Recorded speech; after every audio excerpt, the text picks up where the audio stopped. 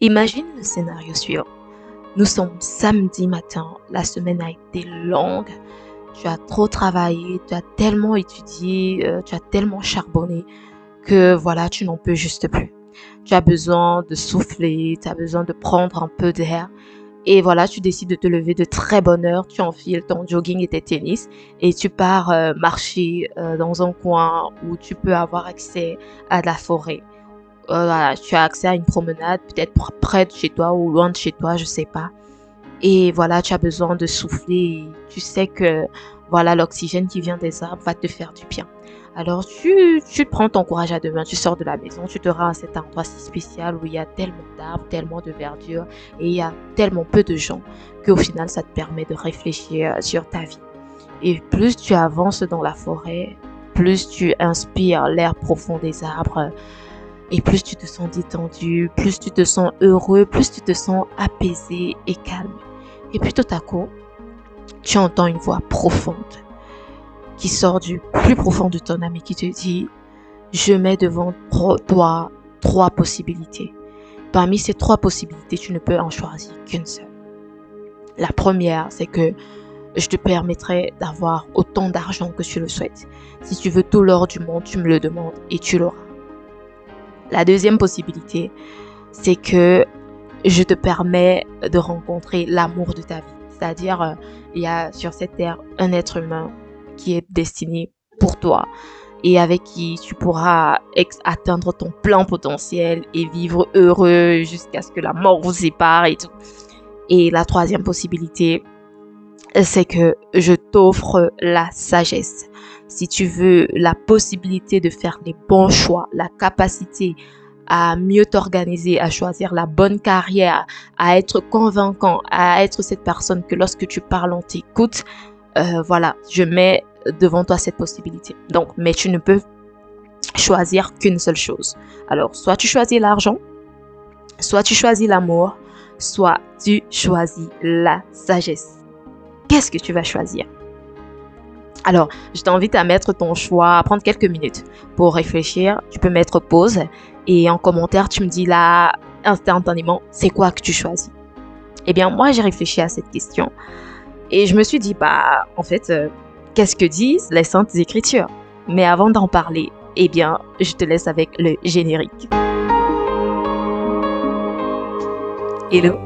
Bienvenue sur le Café Céleste, le podcast qui t'aide à améliorer ta vie grâce aux Saintes Écritures. Je suis Germaine Diem, servante du Christ et chaque semaine, je partage avec toi des enseignements sur le couple, la famille, la vie professionnelle ou les finances, tous basés sur des histoires ou versets bibliques. Alors, si tu as souvent la flemme de lire ta Bible ou que tu as essayé fort sans jamais y parvenir, ce podcast va t'aider à mieux comprendre les Saintes Écritures pour les mettre en application dans ta vie. Et je prie l'Éternel qu'il crée en toi le désir ardent de lire davantage la Bible. Maintenant que c'est dit, tu n'as plus qu'à t'installer avec un café, un thé ou de l'eau et grandissons ensemble. Dans l'Ecclésiastique 14, du verset 20 à 21, la Bible nous dit « Heureux l'homme qui médite sur la sagesse et qui raisonne avec intelligence, qui réfléchit dans son cœur sur les voies de la sagesse et qui s'applique à ses secrets. » Je crois que ce verset à lui seul répond à la question que nous avons posée en introduction. Alors, peut-être que tu as répondu l'argent. L'argent, c'est bien, mais l'argent, ce n'est pas la finalité. C'est bien beau d'être l'homme le plus riche du monde, mais si tu observes les gens les plus riches de ce monde, tu remarqueras qu'à un moment, ils deviennent des philanthropes. Je vais prendre l'exemple de Bill Gates, qui après avoir été l'homme le plus riche du monde, a commencé à faire le tour des pays pauvres, le tour des orphelinats, dans le but d'aider les moins lotis, d'aider les plus démunis à avoir une belle vie. Pourquoi? Parce qu'il a compris qu'il avait beau avoir toute la fortune du monde, ce n'était au final pas grand-chose. Ça ne lui apportait finalement pas le bonheur auquel il aspirait. Et donc, il s'est orienté vers les œuvres caritatives et sans doute que c'est là-bas qu'il trouve son bonheur. Donc, l'argent, ce n'est qu'une finalité pour pouvoir accomplir quelque chose de spécifique. Peut-être que tu as choisi l'amour. Tu te dis que voilà, l'amour, c'est bien. Tu rêves peut-être d'avoir l'homme ou la femme de ta vie à tes côtés parce que tu te dis que la vie sera plus belle à ses côtés et que si tu es à ses côtés, tu pourras, voilà, faire exploser ton potentiel. Eh bien, sache que dans la Genèse, Dieu, pardon, a d'abord mis l'homme dans le jardin d'Éden et l'a laissé travailler avant de lui faire une aide. Ça veut dire que en priorité, Dieu te donne une mission et il te donne une aide pour pouvoir accomplir cette mission. Mais de nos jours, comment choisir cette aide? Dans un monde où tout le monde fait semblant, toutes les femmes et tous les hommes font semblant d'être ce qu'ils ne sont pas, dans le but d'embobiner les autres, eh bien, sans la sagesse, tu ne peux pas. De même, en ce qui concerne l'argent, sans la sagesse, en fait, tu ne peux pas trouver une source de revenus fiable. Sans la sagesse, même si tu as une source de revenus, tu ne peux pas gérer cet argent comme il se doit. Sans la sagesse, tu ne peux pas faire des placements financiers efficaces pour voilà que ton argent soit fructifié. Tu ne peux pas épargner ton argent, tu ne peux pas le conserver, tu ne peux pas le faire fructifier de telle sorte qu'il puisse rapporter encore plus. Et sans la sagesse, tu ne peux pas utiliser ton argent à bon escient pour pouvoir accomplir ta mission de vie. Donc finalement, la sagesse apparaît comme j'ai envie de dire, ce secret-là qui te permet de mieux gérer ta vie comme il se doit. Mais maintenant, où est-ce qu'on trouve la sagesse? Je te pose la question, toi. Où est-ce que tu cherches la sagesse? La sagesse, si je peux me la définir, on peut au premier abord croire que c'est le fait d'avoir des informations sur divers domaines. En effet, la vie nous a appris que lorsqu'on se pose des questions sur un sujet particulier, que ce soit ce que l'on a étudié, que ce soit la gestion de l'argent, que ce soit le développement personnel, eh bien on part taper sur Internet et on se met à parcourir des articles, des vidéos, des posts sur les réseaux sociaux dans le but de s'édifier sur ces domaines-là. Mais est-ce que ça, c'est réellement la sagesse? Eh bien, heureusement, la Bible, encore une fois, répond à cette question. Salomon, réputé dans les Saintes Écritures comme étant l'homme le plus sage que Israël ait connu, dans Proverbe 3, en s'adressant à son fils, il lui dit comment acquérir la véritable sagesse. Et c'est un très gros enseignement, Proverbe 3, versets 1 à 12, que je t'invite vraiment à lire. Mais je vais m'attarder juste sur un verset qui est le verset 5. Il dit, repose-toi sur Yahvé de tout ton cœur. Ne t'appuie pas sur ton propre entendement. En toutes tes démarches, reconnais-le et il aplanira tes sentiers. Il continue. Dans le verset 7, il dit, ne te figure pas être sage.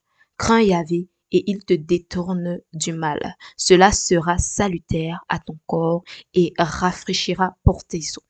Et si tu lis ce passage du début jusqu'à la fin, tu te rends compte que, en fait, Salomon présente Yahvé, c'est-à-dire présente Dieu comme étant la véritable sagesse.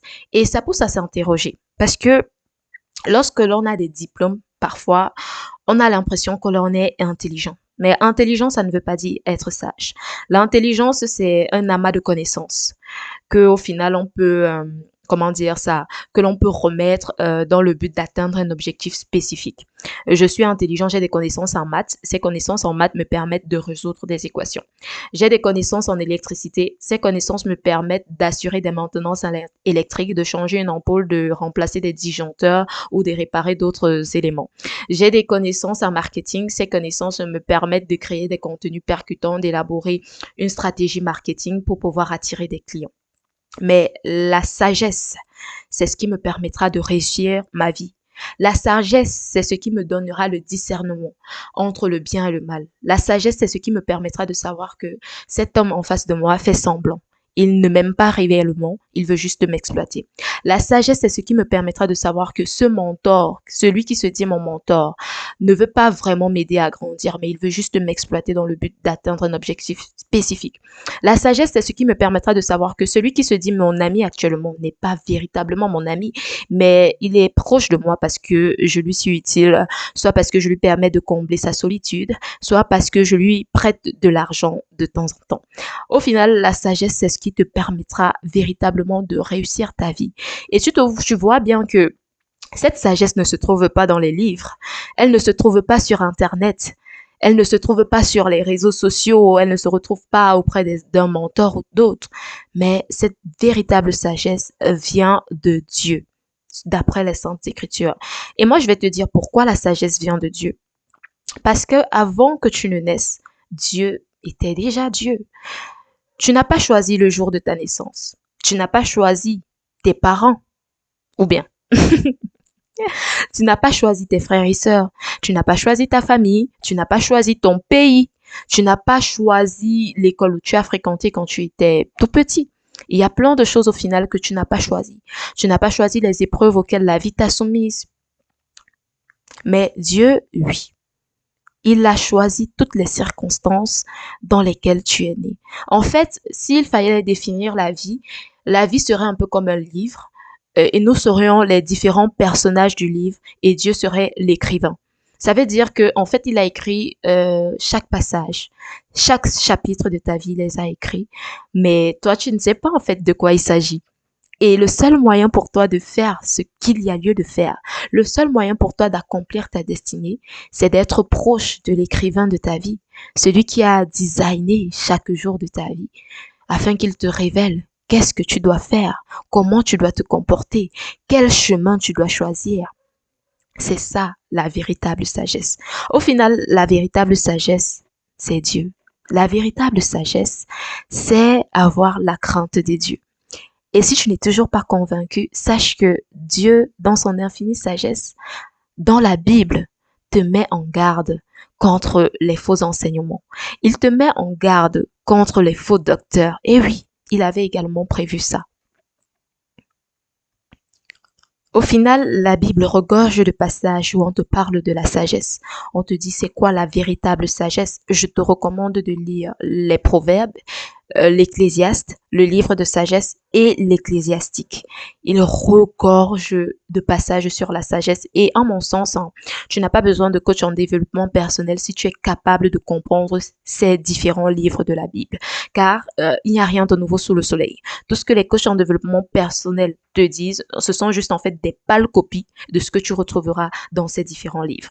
Mais là, je suis en train de te dire, la Bible elle-même te met en garde contre les personnes que tu écoutes, contre les personnes chez qui tu pars chercher conseil. Et dans plusieurs passages, elle en parle. Le premier passage que je vais souligner, c'est l'Ecclésiastique, chapitre 37, versets 7 à 9. Dans ce passage, la Bible te met en garde en ce qui concerne le choix de tes conseillers. Et ce passage dit, tout conseiller donne des conseils, mais il en est qui cherchent leur intérêt. Méfie-toi du donneur de conseils.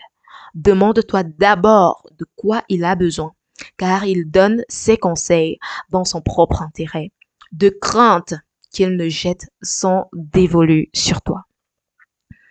Combien de fois tu as lu des articles pour te rendre compte qu'au final, ces articles qui étaient censés répondre à une question que tu te posais avaient pour seul et unique but de vendre un produit ou un service?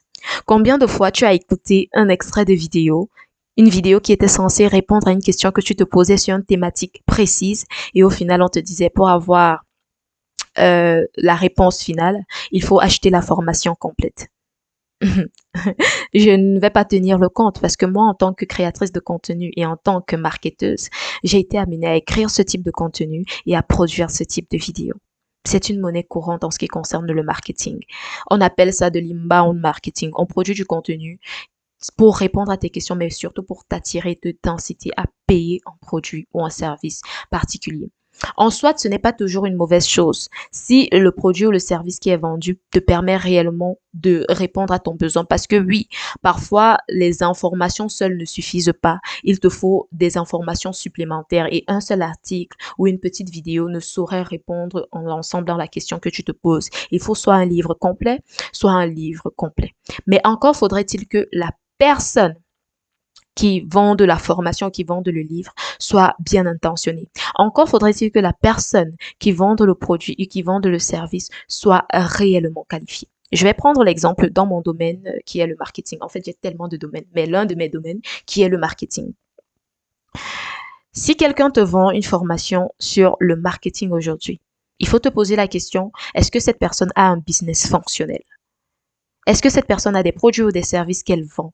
Et est-ce que c'est rentable avant de payer sa formation sur le marketing? Parce que bien souvent, quand quelqu'un vend une formation sur le marketing, c'est que cette personne elle-même ne parvient pas à faire du chiffre et elle se dit, bon, j'ai accumulé tellement d'informations qu'il est logique que je rétribue ces informations dans le but de faire de l'argent. Au moins, quitte à ne pas faire de l'argent en vendant un produit ou un service, mieux je vends une formation aujourd'hui, au moins j'aurai rentabilisé tout ce que j'aurais appris.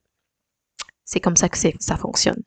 Donc, ça veut dire que tu vas te retrouver à payer une formation en marketing sans être sûr que la personne qui te forme a eu réellement des résultats, sans être sûr que la personne qui t'enseigne a eu des chiffres tangibles sur lesquels s'appuyer et te dire que voilà ce que j'ai fait, voilà ce que j'ai produit. Si tu veux produire la même chose que moi, eh bien, voilà les secrets et tout et tout. Et on voit tellement ces choses-là sur Internet de nos jours. C'est tellement récurrent que ça fait même peur à la limite. Tellement de personnes qui vont te parler de conseils pour perdre du poids, alors qu'elles-mêmes, généralement, elles sont minces de base. Et voilà, ta génétique te permet d'être mince. D'où est-ce que tu viens pour pouvoir me donner des conseils sur la perte de poids? Alors que voilà, il faudrait peut-être que toi, à la base, tu aies eu 50 kilos de trop et que voilà, on ait vu comment tu les as perdus pour pouvoir aider d'autres personnes. Ou alors, il faudrait peut-être que voilà, tu aies eu à coacher d'autres personnes et on a vu les résultats avant-après, avant de se dire voilà, ça a été efficace pour cette personne. Et encore, parfois, on te présente même des résultats qui sont des résultats maquillés.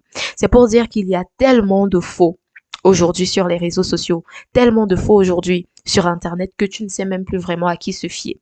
Et le seul moyen de prendre la bonne décision, de choisir le bon coach, de choisir la bonne formation, de choisir le bon enseignement, au final, c'est de te référer à Dieu et de lui demander le discernement pour pouvoir faire le bon choix. Accompagne-toi du Saint-Esprit parce que lui, il connaît tout, en fait. Il connaît le futur. Ouais, il connaît le passé, il connaît le présent, donc il est en mesure de te guider.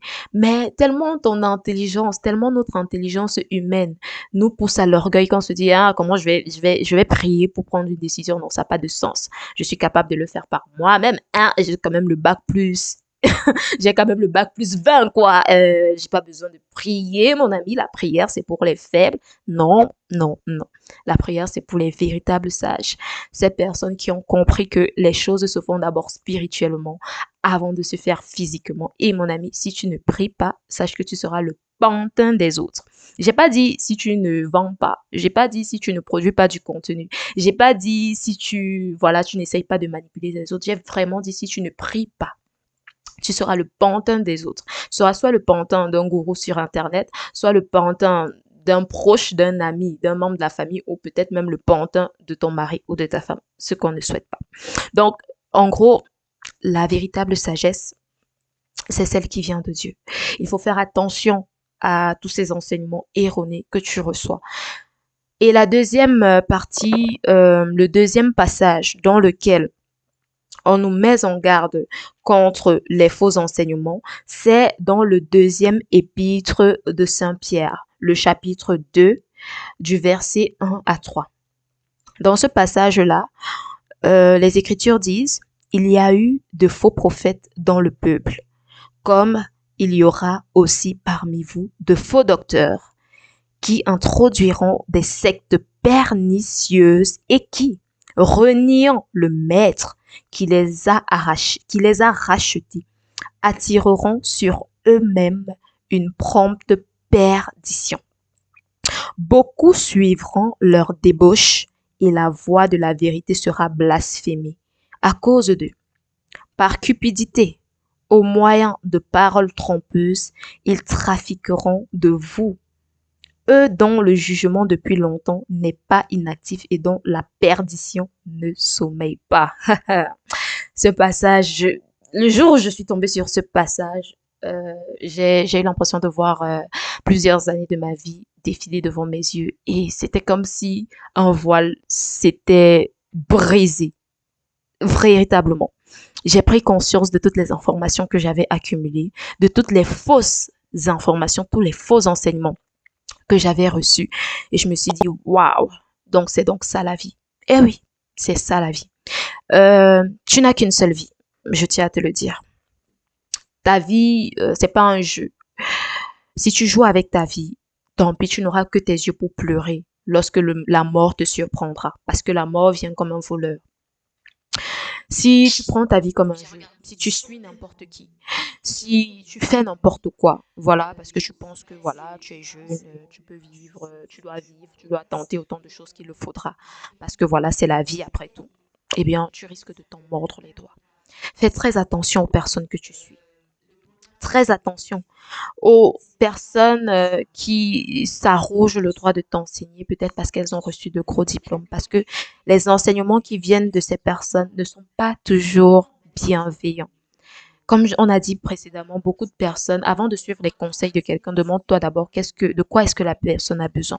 Beaucoup vont t'enseigner parce qu'ils ont besoin d'argent, parce qu'ils ont besoin de te vendre un produit ou un service. Et au final, leurs enseignements représentent juste le moyen le plus sûr de te conduire à l'achat de ce qu'ils vendent. Mais peu sont ceux qui vont véritablement t'enseigner pour t'apporter une véritable valeur ajoutée. Peu sont ces personnes qui vont baser leurs enseignements sur la véritable sagesse, car en réalité, beaucoup basent leurs enseignements sur la cupidité, sur la recherche de l'argent. Et on a vu au départ que, au final, l'argent n'est qu'un moyen. L'argent n'est qu'un moyen pour toi d'accomplir la mission pour laquelle Dieu t'a fait venir sur terre. Mais si ta recherche de l'argent, si tu te focalises uniquement sur la recherche de l'argent, eh bien, désolé pour de te le dire, mais les gens vont te fuir parce que les gens vont voir en toi une machine à cash. Les gens vont voir en toi quelqu'un de cupide, quelqu'un qui ne veut pas réellement apporter de la valeur ajoutée, mais quelqu'un qui veut juste exploiter les gens. Et même si au final, peut-être que tu aurais pu intéresser les gens, peut-être que tu aurais pu avoir la sympathie ou l'affection de certaines personnes, bah, le simple fait de te présenter comme une machine à cash, comme quelqu'un qui veut uniquement de l'argent, bah, ça va juste les faire fuir en fait. Il faut nuancer ce propos. Je ne suis pas en train de dire qu'il faut jamais chercher d'argent. Si, l'argent c'est important, mais attention à ne pas faire de l'argent le centre de sa vie. L'argent c'est le moyen par lequel je veux faire quelque chose. Ok, je connais quelle est ma mission de vie. Ma mission de vie, c'est peut-être, bah, il y en a pour qui c'est la mission de vie, hein. Ma mission de vie, c'est peut-être qu'il faut que je mette les membres de ma famille à l'aise. Bah, si je veux mettre les membres de ma famille à l'aise, ça sera faisant quoi? En leur construisant une belle maison, peut-être en créant un business rentable qui va permettre de générer des fonds. Mais ma mission de vie, c'est mettre les membres de ma famille à l'aise. C'est un exemple, voilà, c'est un exemple pas très intéressant, mais c'est juste pour que tu comprennes de quoi est-ce qu'il est question ici. Donc, c'est pour dire que, attention, ne fais pas de l'argent le centre de ta vie, mais c'est très important d'abord de connaître quelle est ta mission. Pourquoi est-ce que ton créateur t'a mis sur cette terre? Parce que si tu te focalises sur la recherche de l'argent, tu deviens un esclave de l'argent. Et là, j'ai envie de dire, il n'y a rien de pire. Ça veut dire que tu mesures ta valeur par rapport à la quantité d'argent que tu as. Donc, le jour où tu as de l'argent, tu es heureux. Le jour où tu n'as pas de l'argent, tu es malheureux. Tu te sens misérable. Est-ce que c'est vraiment comme ça que tu veux vivre? Bah, si c'est comme ça que tu veux vivre, je ne te juge pas. Qui suis-je pour te juger? Par contre, si tu penses qu'il y a un autre bonheur, il y a une autre façon de vivre. Si tu penses que voilà, l'argent, ça va, ça vient, et que parfois ça peut arriver que tu n'aies pas assez d'argent parce que voilà, c'est comme ça, c'est la vie. Tu peux subir des épreuves qui font en sorte que ton compte en banque se vide sans que tu ne saches vraiment comment ça s'est passé.